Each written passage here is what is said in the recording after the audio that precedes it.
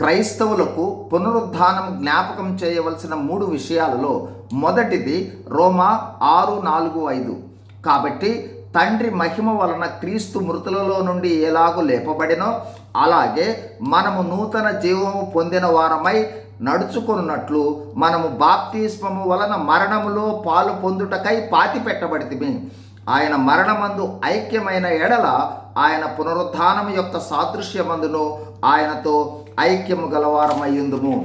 ఈ వాక్య ప్రకారము క్రీస్తు ప్రభువు వలె మనము పాప విషయమై మృతి చెంది పాపమును సమాధి చేసి పునరుద్ధానమనే నూతన జన్మ అనుభవంలో బాప్తిస్మము పొంది కొనసాగుచున్న మనమే క్రైస్తవులము.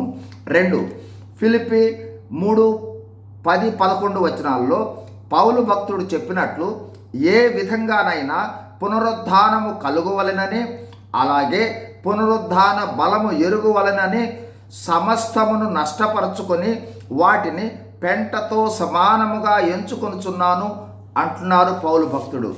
ఆ విధంగానే మనము లోకము, లోకాశలు, శరీరము, శరీరాశలను త్యజించి సమస్తము నష్టపరచుకొని పెంటతో సమానముగా ఎంచుకొని పునరుద్ధాన బలము పొందుకొని పునరుద్ధానం కోసం రోషంగా ప్రయాసపడే వారమైన మనమే క్రైస్తవులం. 3వదిగా చివరిగా ఎఫెసీ 1:17-19 పౌలు భక్తుడు ఎఫెసీ సంఘం కోసం ప్రార్థించినట్లుగా అంటే దేవుడు క్రీస్తునందు వినియోగపరచిన బలాతిశయమును బట్టి విశ్వసించు మన యందు ఆయన చూపుచున్న తన శక్తి యొక్క మహిమైశ్వర్యము సంఘము తెలుసుకొనవలనని ప్రార్థిస్తూ ఉన్నారు.